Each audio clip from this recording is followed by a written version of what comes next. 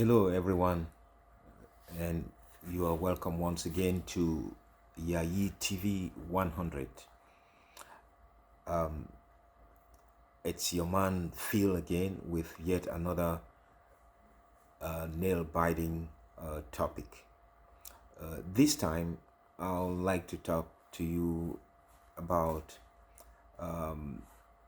it's still another relationship topic, but this time is uh, like, let's say you have found yourself a soulmate, but your parents say no. What would you do? This is something we see every day, but we do not pay so much attention to it until it actually hits very close to home. There are so many reasons why a parent may reject his or her son or daughter's a choice for a spouse. Yes, some of them make a whole lot of sense, and some make absolutely no sense at all.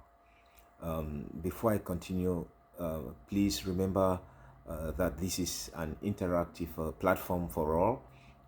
Let's strive to reach a larger audience by watching, sharing, and sharing this video. And also, I would like to let you know that you can watch this video on both my Facebook page, Yayi TV 100, a chat with Phil, and you can also watch it on Yayi TV 100 on YouTube, my YouTube channel. You may also subscribe to my Facebook page uh, and YouTube channel, and also remember to click on the notification bell on my YouTube channel so that every time I upload a new video, you will receive a notification. Thank you for your support, for all those who have been following me both on my YouTube channel and Facebook page. I thank you all. Let's make our topics reach a broader audience. So let's say, imagine yourself in Joshua's place. Joshua is the young man in this story, and he is a young African in a young African who decides to go to China and further his education. So just imagine for a second that you are Joshua and you travel to China um, for the purposes of furthering your education. And while there, you run into so much financial hardship. Uh, Things got to a point where you even became homeless, but somehow you managed to stay in school. A long story short, help came from a source that uh, was never a figment of your imagination. A young female Chinese classmate, let's just call her Belle.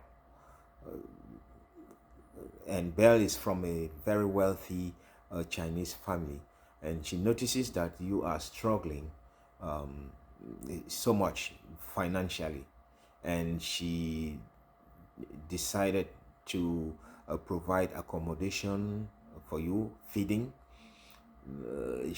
She provided pocket money. In short, she took over your entire financial responsibility while you are out there in China.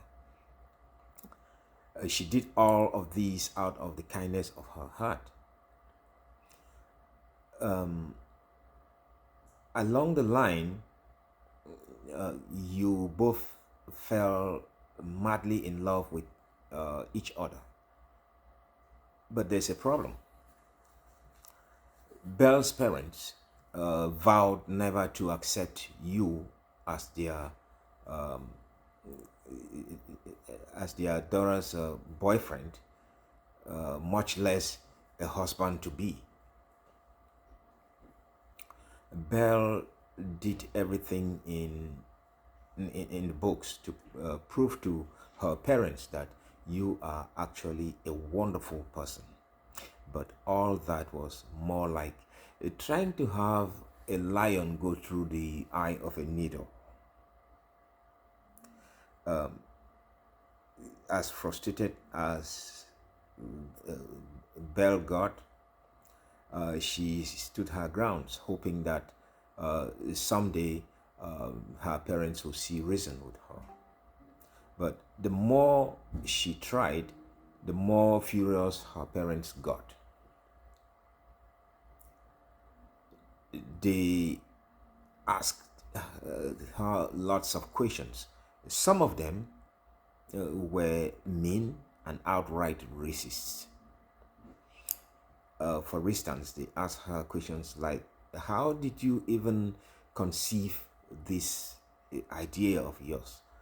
What would our neighbors say when they see you with a black guy? Of all the young men in the world, is that the only person you could fall in love with? Contrary to Belle's expectation, her parents' anger only grew as time went on. The situation got so bad that Belle's parents threatened to disown her. But even in the face of all the threats, Belle did not give up. She was willing to risk it all just to be with the man that she truly loves.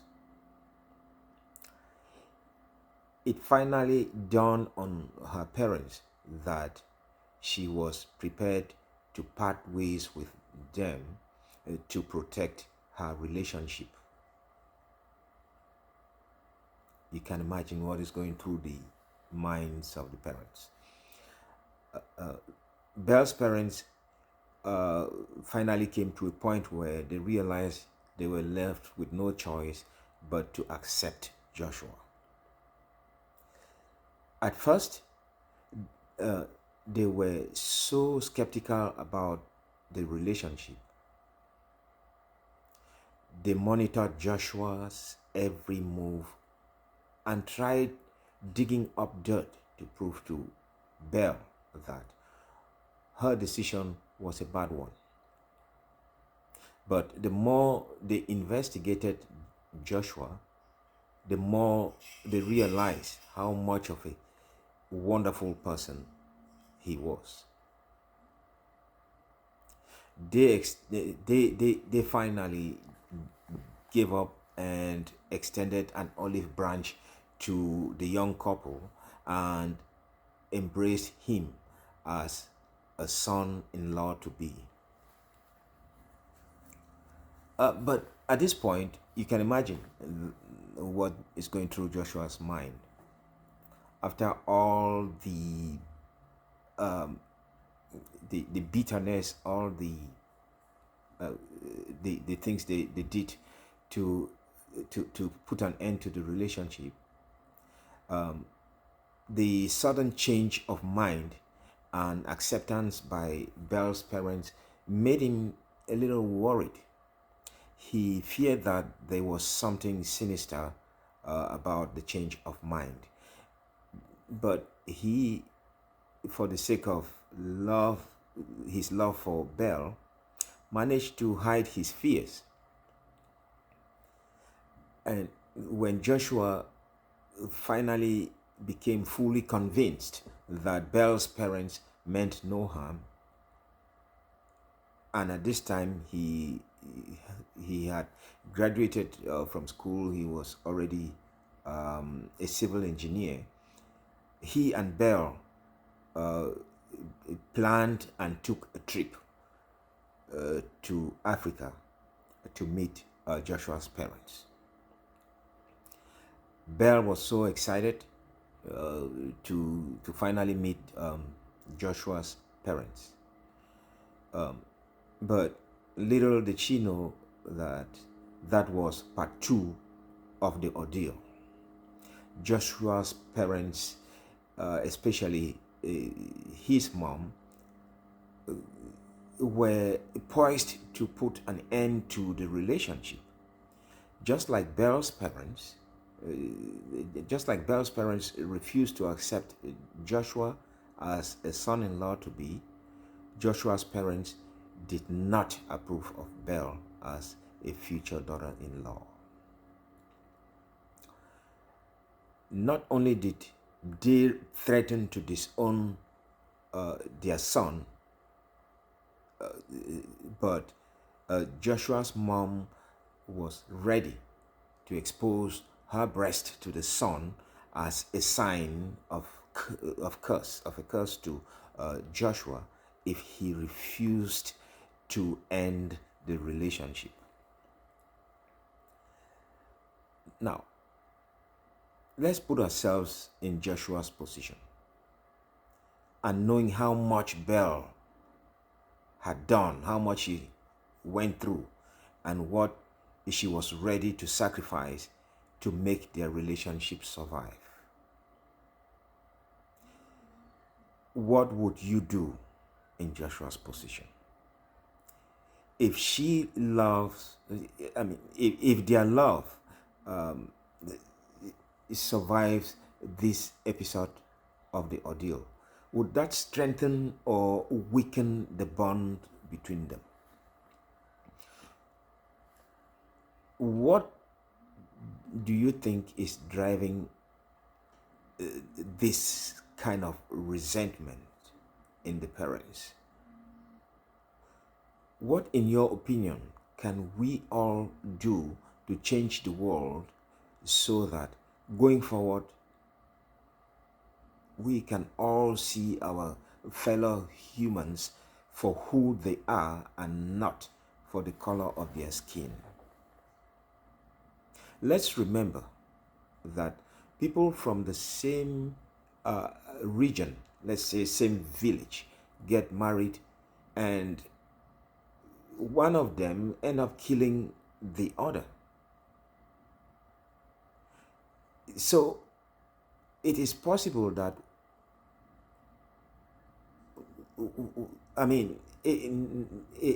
we've seen it many times. People come from distant places, get together, get married, and it is the best. Sometimes it works, sometimes it doesn't. Just like people come from the same region, get married, sometimes it works, sometimes it doesn't. So why the fuss about getting somebody from same region? Yeah, I can understand certain things, but I wonder why it should be at the crest, at the helm of every relationship for some people. It is possible that while Joshua was struggling in China, there were some rich Africans around, but they did not care to help him. So again, what is the force about sticking to your own race, color, or ethnicity when searching for a life partner? Here's my take. The main ingredient in any successful relationship is happiness. And I believe a lot of people will agree with me on this one. If one looks at a potential life partner and can put a check mark in all the boxes with the aspects of life that contribute to this much desired happiness, then, in my opinion, race, ethnicity, and even socio-political status will not even be necessary. These three aspects won't even make the list. I am okay with anyone who chooses to refute this statement. But before you do so, please go back and listen to Joshua's story again. I'm also going to post it in a written, post the written version for those who understand better by reading. Please drop your comments. Let us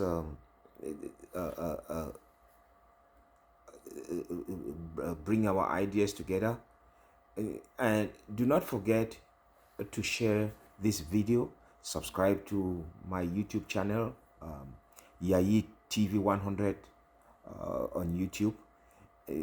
And also follow me on Facebook, Yayi TV 100 Chat with Phil. I am very much interested in your opinions about this topic. Let's pick it up from here, and I want to hear what each and every person thinks about it. You know, we can only us can change the world and make it what we want it, not just for us but for generations to come. Thank you all for watching, and please again do not forget to share the video, subscribe, click on the notification bell so that each time I post a new video you will be notified. Thanks again and have a blessed weekend.